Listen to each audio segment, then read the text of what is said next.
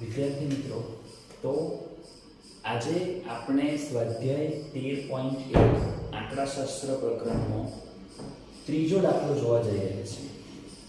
હવે આ દાખલો મધ્યકને રિગાર્ડિંગ છે, પરંતુ આ દાખલામાં એક ખાસ વસ્તુ તમારે ધ્યાન રાખવી પડશે કે અહીંયા મધ્યક આપણને શોધવાનો નથી, એ ઓલરેડી આપણને આપેલો હશે. અહીં તમે એક વસ્તુ નોંધ કરશો કે આપણને દૈનિક ખિસ્સા ભથ્થું 11 થી 13 થી 15 આ રીતે વર્ગ આપેલા છે. સામે આવૃત્તિ પણ આપણને આપેલી છે, પણ અહીંયા એક આવૃત્તિ જે છે આ f એ આપણને આપેલી નથી. એ આપણે આ દાખલામાં શોધવાની છે. હવે આપણે સૌપ્રથમ કે જ્યારે પણ ખૂટતી આવૃત્તિ વાળો દાખલો હોય તો પદ વિચલનની રીત એ સૌથી સરળ રીત છે. એટલે આપણે પદ વિચલનની રીત માટે હું અહીંયા સૂત્ર લખી નાખું કે x બાર બરાબર સિગ્મા fi ui વેટ x બાર બરાબર a plus sigma fi ui છેદમાં સિગ્મા fi ગુણ્યા h. બરાબર છે? ઓકે. હવે આપણે દાખલો જે રીતે નોર્મલ પદ વિચલનની રીતથી દાખલા ગણીએ છીએ એ રીતે જ દાખલા ગણીશું. હવે એના માટે આપણે સૌથી પહેલા xi શોધીશું. xi શોધવા માટેની રીત આપણે સૌ જાણીએ છીએ. જે તમને આપેલું છે એમાં આ જે આપેલ છે એ વર્ગ છે, બાળકોની સંખ્યા એ આપણી આવૃત્તિ રહેશે. બરાબર છે? હવે xi શોધવા માટે અધર સીમા વત્તા ઉર્ધ્વ સીમા ભાગ્યા 2, 11 + 13 24 ભાગ્યા 2 એટલે કે 12. અહીંયા 13 + 15 28 ભાગ્યા 2 એટલે કે 14. આ રીતે તમે દરેક વર્ગ માટે xi શોધી શકશો. હવે આપણે આગળ વધીએ. તો આગળ વધતી વખતે આપણે સૌથી પહેલા શોધવું પડશે ui. હવે ui શોધવા માટે જે આપણે બીજો દાખલો જે આગળના વિડિયોમાં મૂક્યો છે એની અંદર આપણે એવું કંઈક કરતા હતા કે xi માં જે આપણને એન્ટ્રીઝ આપી છે એમાંથી જે મધ્યમાં એન્ટ્રી હોય એને આપણે a તરીકે ધારતા હતા. કેમ કે આપણે ધારેલો મધ્યક પહેલા તો લેવો પડશે. તો એ ધારવા માટે જ્યારે સામાન્ય દાખલો હોય એટલે કે ખૂટતી આવૃત્તિ વાળો દાખલો ના હોય તો આપણે મધ્યમાંની એન્ટ્રી પસંદ કરીશું. પણ જ્યારે ખૂટતી આવૃત્તિ વાળો દાખલો હોય તો જે આવૃત્તિ ખૂટતી આવૃત્તિ છે એ આવૃત્તિ સામેની xi ની કિંમતને આપણે a તરીકે ધારીશું. આ ખાસ ધ્યાન રાખજો. આપણે જો દાખલાને સરળ બનાવવો હોય, ખૂટતી આવૃત્તિ જે છે એની સામેની xi ની કિંમત એને આપણે a તરીકે ધારીશું. હવે આપણે ui નું જે સૂત્ર છે કે xi - a/h. બરાબર? હું જે વસ્તુ આપણી જોડે અવેલેબલ છે એની કિંમત મૂકી દઉં તો આવશે xi.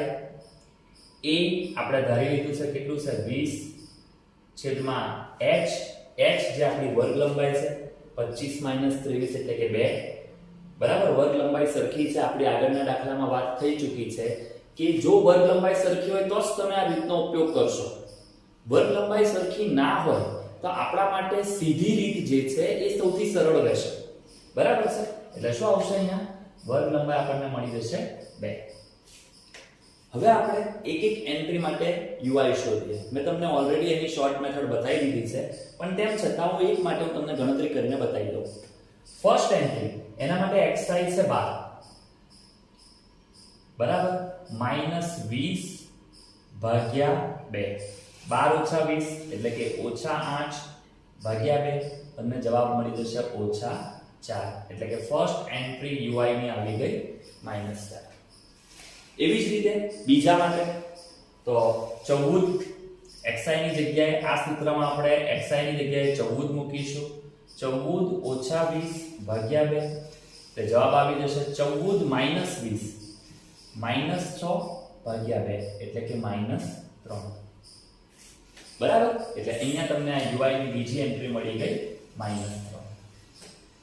હવે આગળની વાત કે આપણે દરેક એન્ટ્રી આ રીતે ગણતરી કરી શકીએ, બરાબર? પણ મેં તમને એક સામાન્ય રીત બતાવી હતી કે જે આપણે a ધાર્યો છે એની સામે આપણે સીધું 1 લખી દઈશું, નીચેની એન્ટ્રી 1 2 આ રીતે ચાલશે, ઉપરની એન્ટ્રી -1 -2 -3 -4. તમે વેરીફાઈ કરી શકો છો કે અહીંયા -3 આવે છે, -4 આવે છે, બરાબર છે? એટલે આ રીતે આપણે UI સરળતાથી શોધી શકીએ છીએ. ઓકે, હવે નેક્સ્ટ સ્ટેપ આવશે FI UI. તો FI UI શોધવા માટે આપણે FI એટલે કે આવૃત્તિ અને UI જે આપણે શોધ્યું છે એનો આપણે ગુણાકાર કરવાનો છે. ઓકે, ગુણાકાર કઈ રીતે કરીશું? તો ફર્સ્ટ એન્ટ્રી માટે FI છે 7, અહીંયા -4 છે, 7 ગુણ્યા -4 એટલે જવાબ તમને મળશે -28. 6 ગુણ્યા -3 -18, 9 ગુણ્યા -2 -18. આ રીતે તમે દરેક માટે ગુણાકાર કરી શકો છો.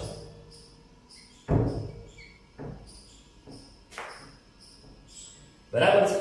ઓકે, હવે આપણે આગળ વધીએ. તો આગળ વધતી વખતે આપણે એક વસ્તુ ધ્યાન રાખવી પડશે કે સિગ્મા FI UI અને સિગ્મા FI આ બે વસ્તુ આપણે શોધવાની છે. સિગ્મા FI UI કઈ રીતે શોધી શકાય?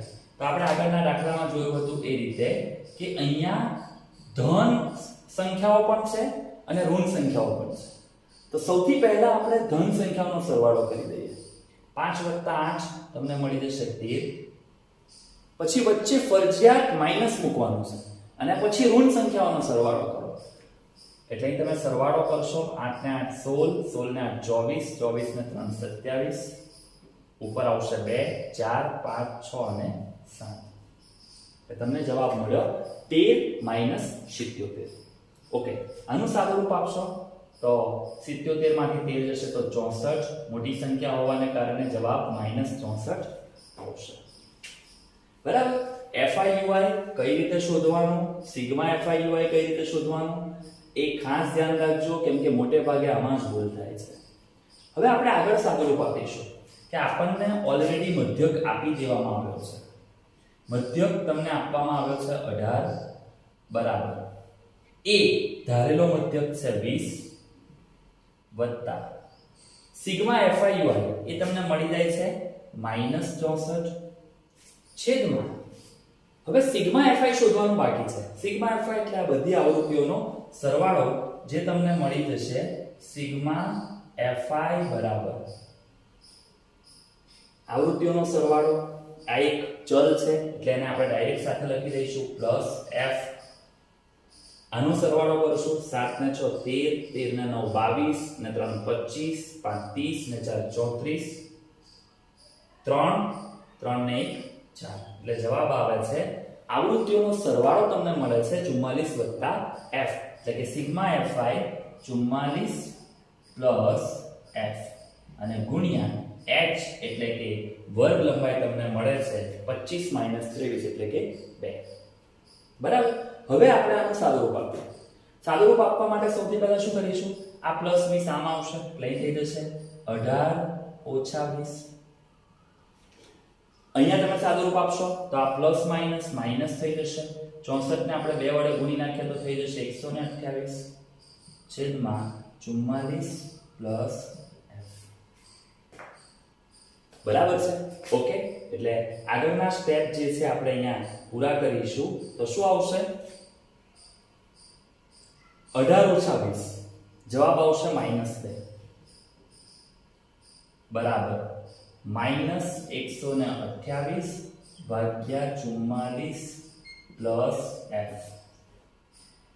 આપણે f ને કરતા બનાવવો છે તો એ કરતા બનાવવા માટે આપણે આખી ટર્મ્સ ને અહીંયા અંશમાં લઈ આવીશું તો એ 44 + f અને આ જે -2 છે એ 44 + f સાથે ગુણાકારમાં આવશે એટલે -2 બરાબરની બીજી તરફ જશે તો એ ભાગાકારમાં જશે. સાદુરૂપના સ્ટેપ ખાસ અગત્યના છે. બરાબર છે? ઓકે, એટલે 44 + f અહીંયા સાદુરૂપ આપીશું તો 2 × 64 એટલે 128 આવશે. માઈનસ માઈનસ એ કટ થઈ જશે અથવા તો માઈનસ માઈનસ પ્લસ થઈ જશે.